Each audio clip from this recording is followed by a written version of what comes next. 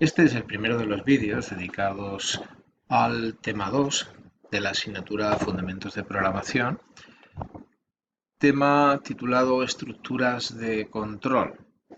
Es un tema muy básico en el sentido de que presenta las primeras estructuras que nos permiten controlar el flujo de ejecución del programa y permite modificar la estructura de ejecución por defecto, que como ya vimos en el tema 1, se conoce como estructura secuencial y consiste en que las instrucciones se van ejecutando una tras otra en el orden en el que están escritas en el programa. En este tema aprenderemos que los lenguajes de programación introducen estructuras que nos permiten modificar este comportamiento simple de ejecución de programas. En definitiva, los objetivos que nos planteamos en este tema son los siguientes. En primer lugar, introducir las estructuras de control condicionales que nos van a permitir realizar lo que vamos a llamar saltos hacia adelante durante la ejecución de un programa. Esto significa que vamos a permitir que partes del código se ejecuten o no, dependiendo de la evaluación de una condición. Esto querrá decir que en un momento dado el programa preguntará si se cumple una determinada condición lógica, que como veremos será una expresión de tipo bool, una expresión booleana, y dependiendo de cuál sea el resultado, recuerde que solamente puede ser verdad o falso, el programa se dirigirá a ejecutar determinadas instrucciones o se dirigirá a ejecutar otras instrucciones o simplemente no ejecutará algunas instrucciones. Lo veremos un poquito más adelante. También presentaremos las estructuras de control llamadas repetitivas. Su nombre lo va a explicar claramente. Son estructuras que permiten lo que vamos a llamar saltos hacia atrás. Y el concepto de salto hacia atrás debe entenderlo como que se va a poder ejecutar el mismo código repetidamente. O sea, una vez ejecutado un bloque de código, se podría volver a ejecutar exactamente el mismo bloque de código. La condición, digamos que el hecho que nos va a permitir volver a ejecutar ese código, igual que ocurría con las estructuras de control condicionales, será el resultado de evaluar una condición booleana. De manera que imagínese que en un momento dado se ejecuta un bloque de instrucciones y evaluamos una condición booleana. Si esa condición se cumple, se podría volver de nuevo a ejecutar ese mismo bloque de código que acabamos de terminar. Bueno, esto es una pequeña introducción simplemente. Aparte de las estructuras condicionales y aparte de las estructuras repetitivas, que tienen una parte de sintaxis que debe conocer perfectamente, o sea, una serie de reglas que imponen los lenguajes de programación, será muy importante en este capítulo, en este tema, que preste especial atención a aquellas pautas, guías, consejos, recomendaciones que vamos a ir introduciendo durante todas las explicaciones. De forma que todas esas pautas van a seguir las reglas de la programación estructurada y nos van a permitir construir programas fácilmente mantenibles y que se puedan entender fácilmente. Así que igual de importante va a resultar conocer las reglas sintácticas del lenguaje como escribir programas correctos. En cualquier caso, queremos remarcar la importancia de las expresiones lógicas, las expresiones bool, expresiones booleanas, condiciones, puede llamarla como quiera, para poder tener éxito durante el estudio de este tema. Así que si tiene alguna alguna duda todavía pendiente sobre las expresiones lógicas, la lógica de Boole, le recomendamos vuelva al tema 1 y recuerde todo el contenido explicado en ese capítulo. Bien, con detalle en este tema volveremos a hablar acerca del flujo de control y recordaremos el flujo de control secuencial. Presentaremos un problema que nos va a servir como guía a lo largo de este tema e iremos refinándolo y mejorándolo sucesivamente. Presentaremos la estructura condicional en el apartado número 2, las estructuras repetidas en el apartado número 3 y finalmente hablaremos de las particularidades o ciertas particularidades que el lenguaje C++ introduce en las estructuras condicionales y estructuras repetitivas. Evidentemente van a ser propias del lenguaje C++, aunque alguna de ellas podrá también encontrarlas en diferentes lenguajes de programación. Sobre el flujo de control.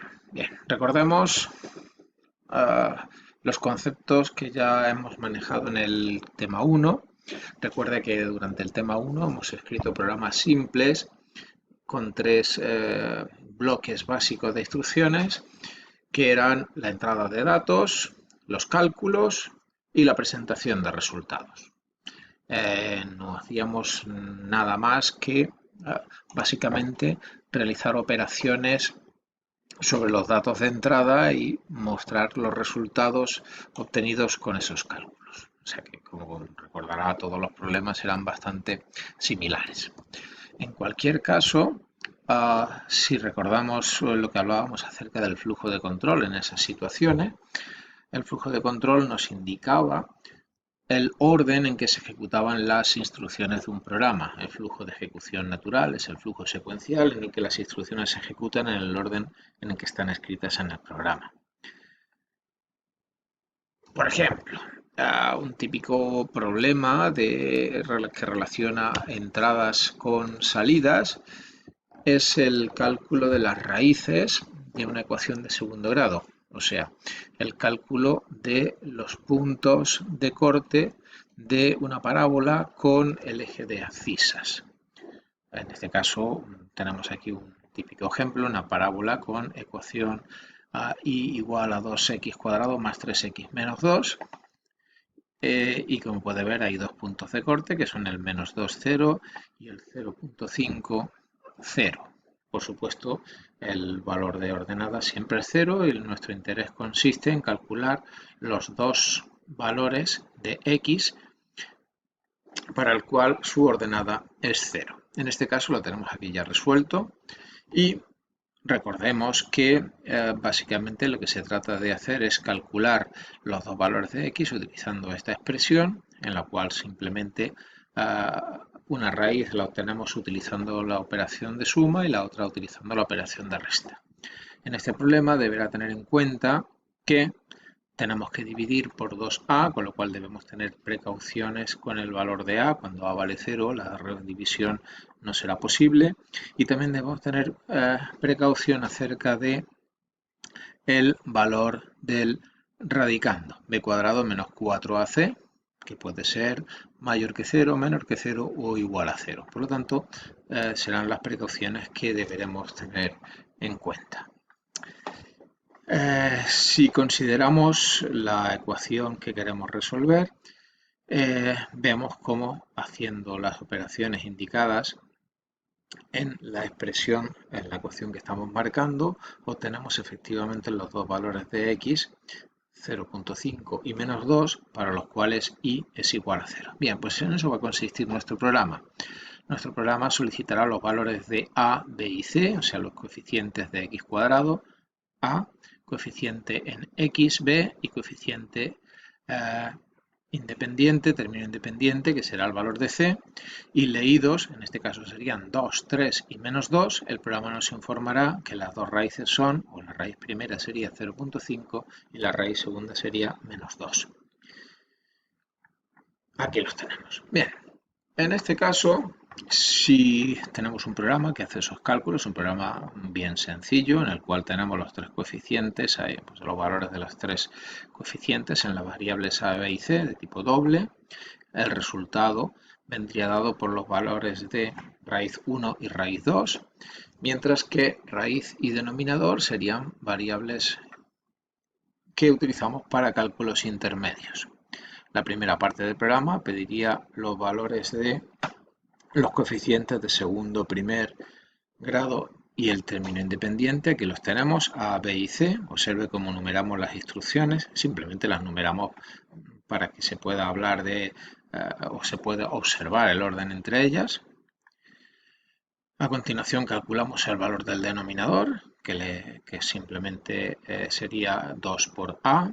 A continuación calculamos la raíz, que sería la raíz cuadrada de b cuadrado menos 4ac, aquí lo tiene, y finalmente calculamos raíz 1 y raíz 2. Una vez terminados los cálculos, mostramos el resultado en la instrucción número 11. Bueno, pues el flujo de control de ejecución, como puede ver, consistiría en ejecutar las 11 instrucciones una detrás de otra en el mismo orden en el que aparecen escritos, desde la instrucción número 1 hasta la instrucción número 11. Este es el típico flujo de ejecución que hemos encontrado durante todo el tema primero. Hay una manera muy simple de esquematizar el flujo de ejecución, el flujo de control de un programa, y es utilizando una herramienta gráfica, unos símbolos gráficos que dan lugar a lo que se llama un diagrama de flujo. Los diagramas o los símbolos básicos son los que aparecen aquí. Tenemos un rectángulo con bordes redondeados que nos indican el inicio y el fin del programa, rectángulos que nos indican cualquier instrucción, excepto las instrucciones de entrada y salida que se muestran con este paralelogramo. Las flechas indican el flujo de ejecución, nos indican cuál será la siguiente instrucción que se va a ejecutar. De manera que el flujo de control asociado al programa, al problema que hemos resuelto anteriormente, sería el siguiente. Observe el inicio y el fin, y las flechas nos indican el orden en que se ejecutan las instrucciones. Las tres instrucciones de lectura, A, B y C, a continuación cálculo de denominador y raíz, y posteriormente el cálculo de raíz 1 y raíz 2, y finalmente la escritura utilizando los valores de raíz 1 y raíz 2. Así que puede ver que el flujo de control es absolutamente lineal y muy simple. Y si agrupamos las instrucciones en bloques, aquí lo puede ver mucho más claro. Instrucciones de entrada, instrucciones de cálculo e instrucciones de salida. El de diagramas de flujo estuvo muy extendido hace bastantes años.